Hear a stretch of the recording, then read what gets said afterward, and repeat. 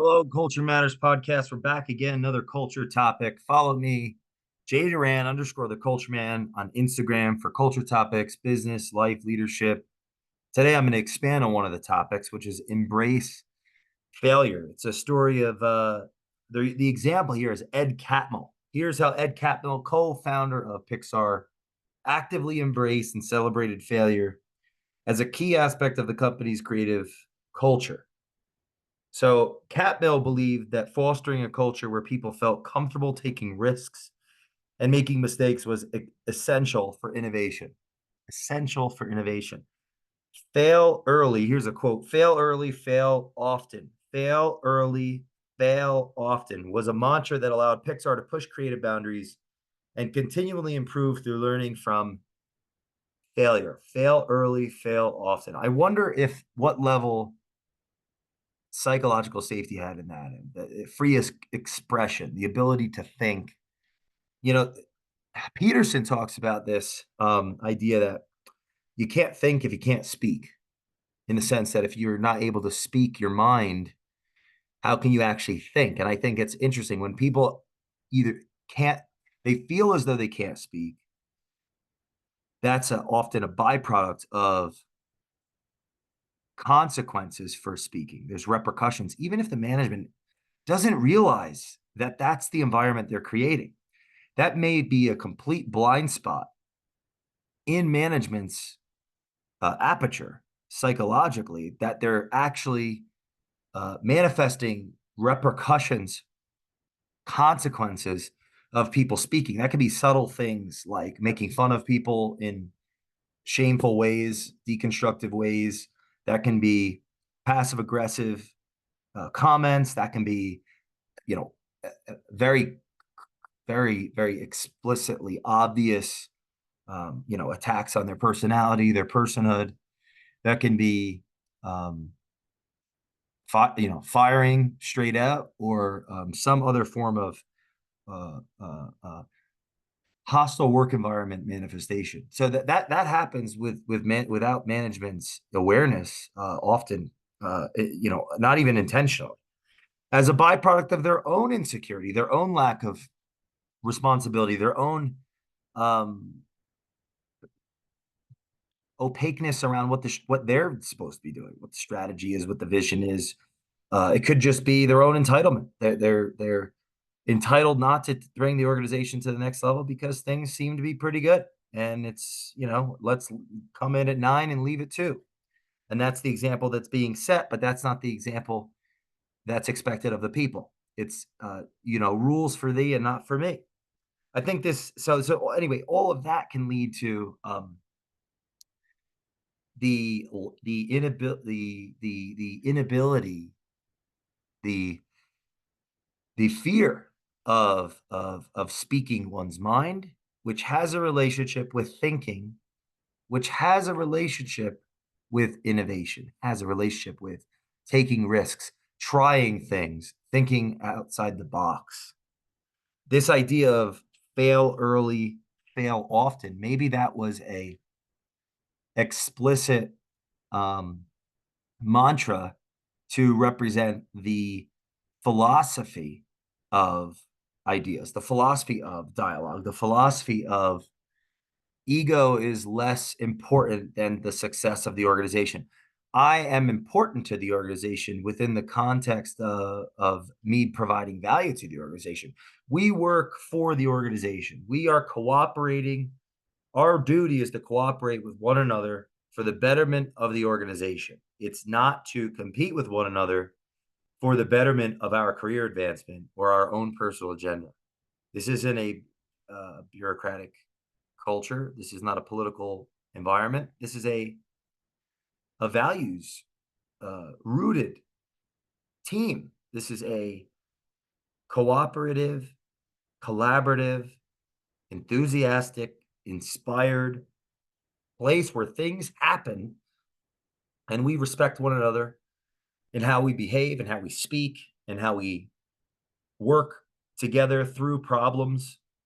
Yes, it's personal in the sense of I have pride in my work and I have ownership in my work, and I'm responsible and I desire to get better and to learn and to advance my career for the betterment of my life, my family's life, the people that are important to me, their lives. And so I have pride around that. I have ownership around that, but my pride of my work will not supersede the responsibility that comes with my title, the authority, the the company is going to come before me and as an end in myself. And I'm going to treat people, and this is a Kantian idea, Immanuel Kant, I think, treat people as as an end in themselves, not as a means to an end, as an end in themselves. So in a micro example, it's like person to person. Do I know my peers? Do I know my coworkers? Have I taken the time to ask them about who they are? How well do I listen? What are the repercussions for sharing what one thinks around me, about me, to me? How well have I been socialized in my own organization I'm a part of, whatever level that I'm on? I think when I think about this fail early, fail often, and what relationship that could have with innovation.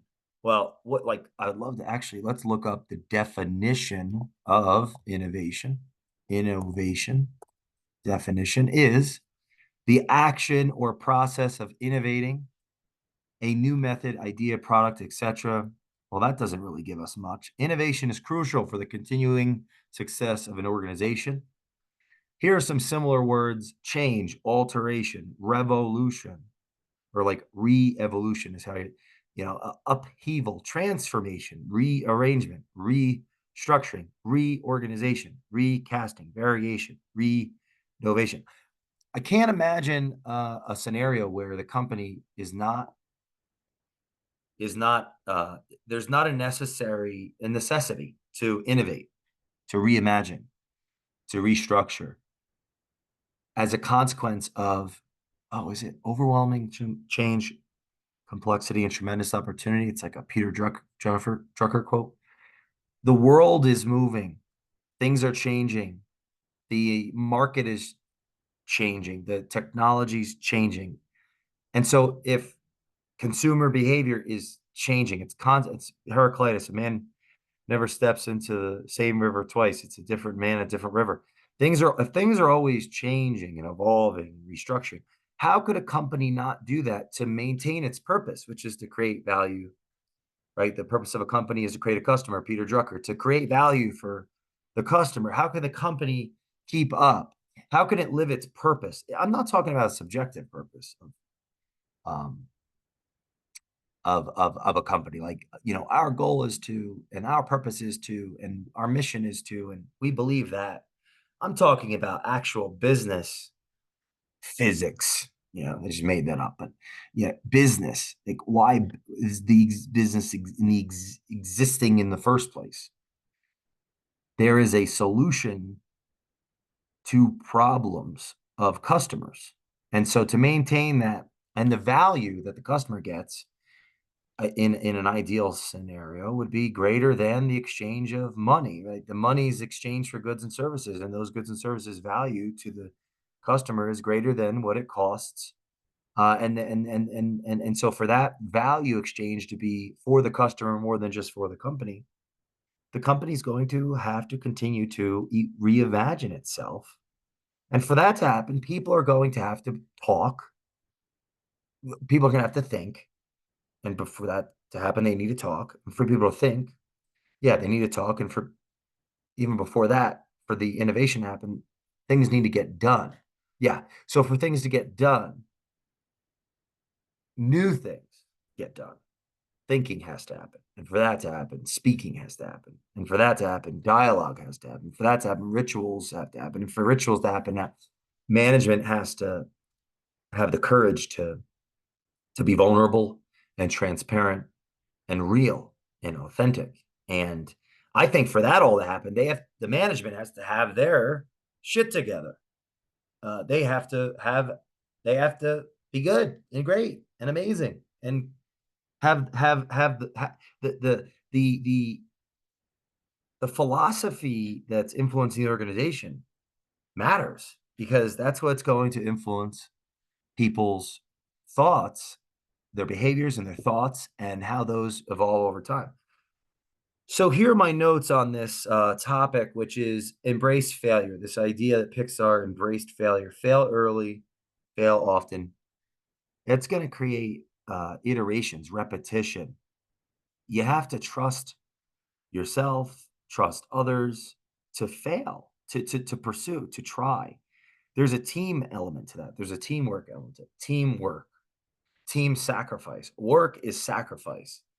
I'm sacrificing my ego when I'm thinking about the company before myself and how I could look about around this topic. I'm sacrificing my own pride to listen to dissent. I'm sacrificing my time to show up to work and to put it all on the table, because there's plenty of other things I could be doing, things I'm accountable to. So to be responsible takes sacrifice, takes a faith, in a sense, a faith, a leap that I'm going to be around in the next hour. What type of person is going to say, imagine how, selfish and self-centered and narcissistic it is to not sacrifice. Because, I mean, yeah, we could all die. I could die right after this is recorded. So the last 20 minutes of my life I spent talking to you, that's a sacrifice, because I didn't just make this last minute only about me. It's about me, because I drive me, my impulses, my desires, something that's outside of my own awareness and control is driving me. A Schopenhauer, man can do what he wants, but not want what he wants. Something's driving me to do this, and that's about me. But despite that, it's about you, because you're listening to me through you. So despite my selfishness, I'm creating value for you. But if I was really self-centered, I would know that this is something I had to do, or I would put my word on it to myself and others, and then choose not to do it, to go, oh, I have 20 minutes left of my life. I'm gonna go sip a maha, is that sip a beer, mai tai on a beach, because that's how I want to live the rest of my life of 20 minutes. Well, it's a thought experiment. Every 20 minutes time block that we have is like that, because we don't know how long we have. So there's a sacrificial element to work. It could be your last day on earth, and you spent it helping other people, even though you weren't even thinking about helping other people. You were helping yourself, and wow, what an amazing, maybe that's part of why the free market is so valuable. I'm sensing some kind of Adam Smith tangent coming on. So before I go into that, here's my notes. Here's some prerequisites to fail first, fail often. Smart talent. So part of the role of management is to attract, to sell, to retain, and to bring out the best. Educate, the answer comes from within. To model the values and to bring out the best in the people that come to the organization, because there's upward mobility for someone in their career, they're advancing their career, they're not the same person. In theory, they should be a better human, more thoughtful, more educated, more energy is flowing through them as a product of the system for all of us to benefit. And that's what an organization can do. That's what a society can do. It can bring out the best in a human's potential. So smart talent, attracting smart talent, we've got to be smart and talented. So, I mean, if I'm going to get really granular with that, what schools are we recruiting from? What competitors are we recruiting from? I think it's a little ironic that I'm saying what schools we're recruiting from, when that's not the destiny that I had. But and it's not just the right schools. I mean, shoot, it could be, what foster homes are we recruiting from?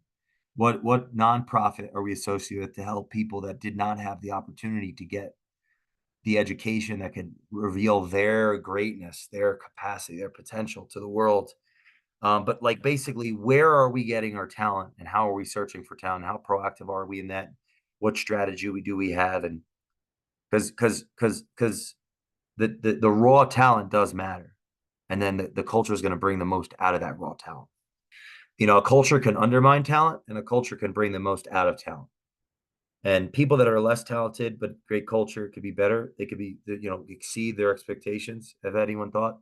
And people that have immense talent could completely be obfuscated of their talent by a culture that doesn't let them let them be the best version of themselves. An example that would be any kind of governance structure to a society that I think Peterson talks about that all people could do in the Soviet Union in the 20th century was lie. Everyone's lying to everyone. Everyone's just lying. And that doesn't help because now we don't know what reality is. And reality, that's complex, but basically we all want to be at least kind of clear on what we think reality is. We can't be so far away from reality is, or else we can't talk to one another. If we can't talk to one another, we can't solve any problems. Then we all go starving and dying. So how the hell did I get over there? So I have a quote here. You can't teach old dogs. Oh no, that's not the quote I wanted to read. Here's the quote. I have to look it up because I actually wrote it down incorrectly. I know I did. It's a Charlie Munger quote on teaching. You can't teach old, I think it's new dogs, old tricks. Let's see. Here's the quote. We can't teach the old dogs to the young dogs. That's what we found. So we keep the old dogs in place. Oh, that's not the quote I was looking for. We can't teach. I think we can't. I didn't read this properly. We can't teach the old tricks to the young dogs. That's what we found. We can't teach the old tricks to the young dogs. So we keep the old dog in place. Man, I love that quote. You ever heard, you can't teach an old dog new tricks? We can't teach the young dogs old tricks. We keep the old dogs in place. There's something about that. It's like, and this is one way I take that in the capacity of Berkshire. They've created this culture to attract a certain value set. People are attracted to that culture. The ones that stay, certain value system to live by. And so they attract that.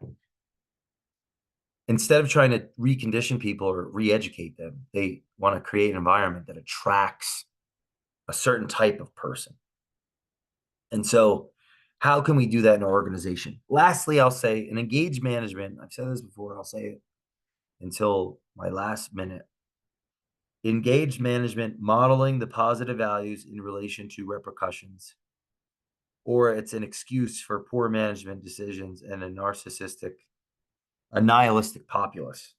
So engaged management, modeling the positive values in relation to repercussions.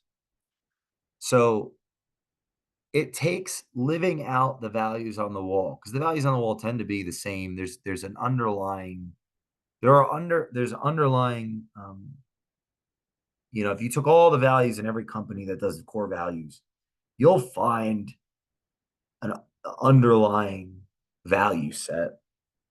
Acting that out is a precondition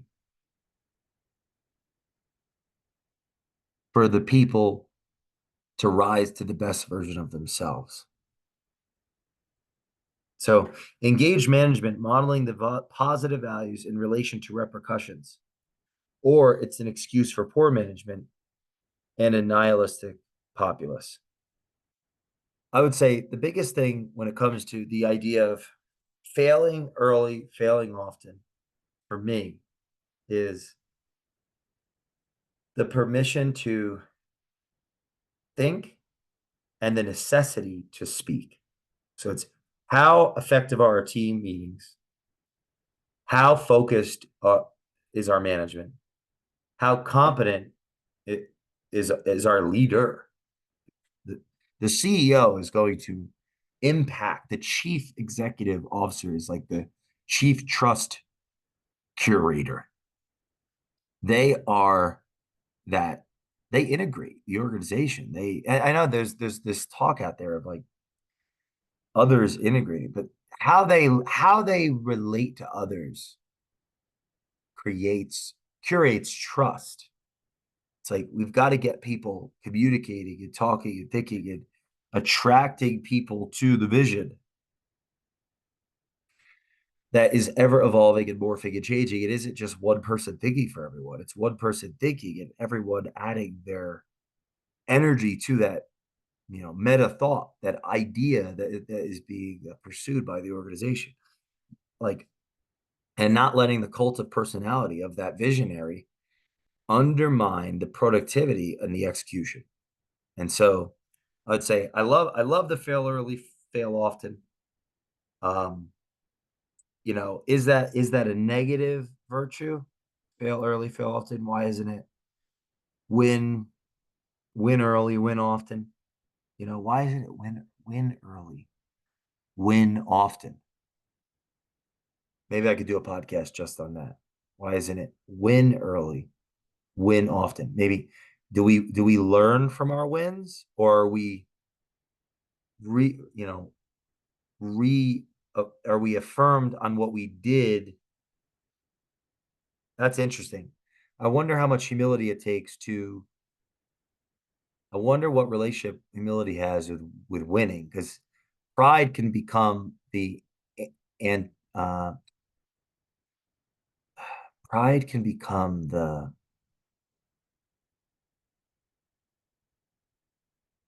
I guess, the precursor to stopping the things that we did that got us the outcome that led to the pride. Is it pride comes before the fall? If because is it do we I get what type of person do I have to be to learn from my wins? I have to be an aware, humble. I have to be a humble, aware. Um, it's not just rational. It's it's more than that. Is it some type of faith, a belief in something more, something, there's something bigger than myself to learn from my wins. And I'm unlikely, most of the time I'm going to be forced to learn from my failures because I'm going to be held to account of the results, whether I like it or not. Those are humbling acts. And so fail early, fail often gives permission to try, gives permission to maybe it lowers the likelihood of pride having to come before the fall, because you know if our mantra here is fail, it's a different value set. Be open, be curious, be cooperative. We're moving away from shame having failed to some type of maybe excitement. I'm getting closer versus I don't want to be embarrassed by the fact that I tried. I want to be proud of the fact that I tried. And I'm going to need help. I pick me up when I'm down. Like, think about it. How do you get out of the fall if you've fallen? It's not going to be alone. Other people are going to help you. That's why it's probably important to have goodwill with people in your life, because you're going to need them when you fall. You're going to need the people in your life. If you destroy all your relationships and you're so transactional, no one's going to be there for you when you're down. And that's a really lonely, sad place. That's hell in some sense. Fail early, fail often. Follow me, JDuran _ the Culture Man, and we'll see you next time on the Culture Matters podcast. Please leave us a review on the Culture Matters podcast.